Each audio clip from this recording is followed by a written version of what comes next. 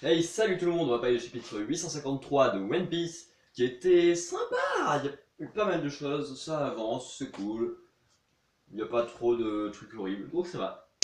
Parfait, on peut arrêter, au revoir. Non, je rigole. Alors, il y a eu plein de choses, donc tout d'abord, le résultat du combat Big Mom Brook, on voit que Brook a perdu, et qui s'est fait capturer par Big Mom, qui lui explique que... Enfin, d'abord, il vérifie qu'il n'a rien volé, et justement, il n'y a rien dans ses habits ni dans son cylindre. Du coup, j'ai d'abord pensé que, genre, Pudding, non pas Pudding, que Carotte et Chopper étaient déjà passés par les miroirs, avaient récupéré les affaires et avaient laissé Brook là, genre en mode bah, ils peuvent pas l'emmener si Big Mom va s'en redouter, tu vois. Mais au moins ils ont réussi à sauver les objets et ils reviennent chercher Brook plus tard.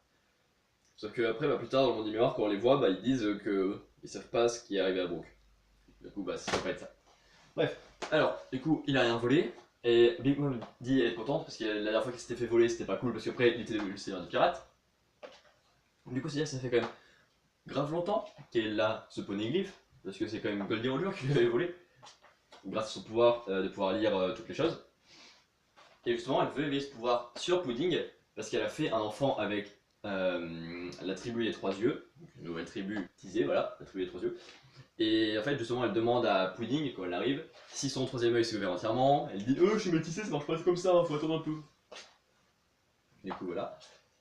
Et Pudding se rend compte que Brook est capturé, et je suis sûr et certain que Pudding est gentil, qu'elle a prévenu genre Sanji, Luffy et Nami qu'elle allait les tuer afin qu'ils se cassent de l'île afin de les sauver. Je suis sûr et certain que c'est ça.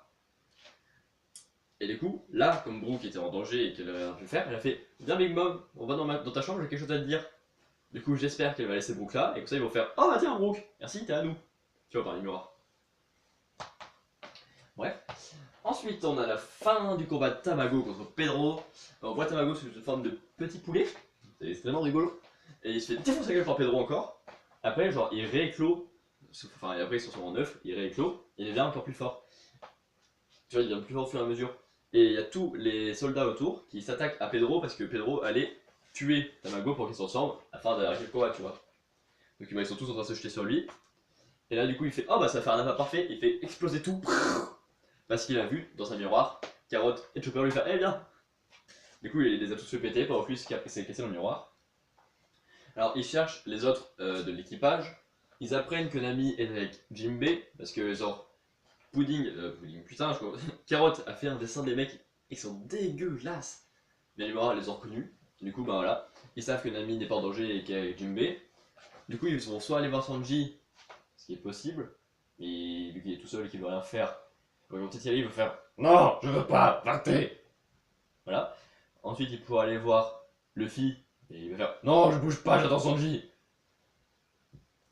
Du coup, bah, il va forcément aller voir Brook, qui vont peut-être pouvoir sauver grâce à Pudding. Voilà. Ensuite, qu'est-ce qui se passe? On voit Luffy qui court dans le château et qui se fait arrêter à un moment par Reiju, qui les cache dans une chambre. Donc Luffy lui dit Pudding, c'est une connasse. Et elle fait ouais, je sais, et Sanji aussi. Et le film, en ayant méga faim et tout, refuse encore de manger de la nourriture, alors que Reiju lui propose, parce qu'il a promis à Sanji de rien à manger. Ensuite, qu'est-ce qui se passe?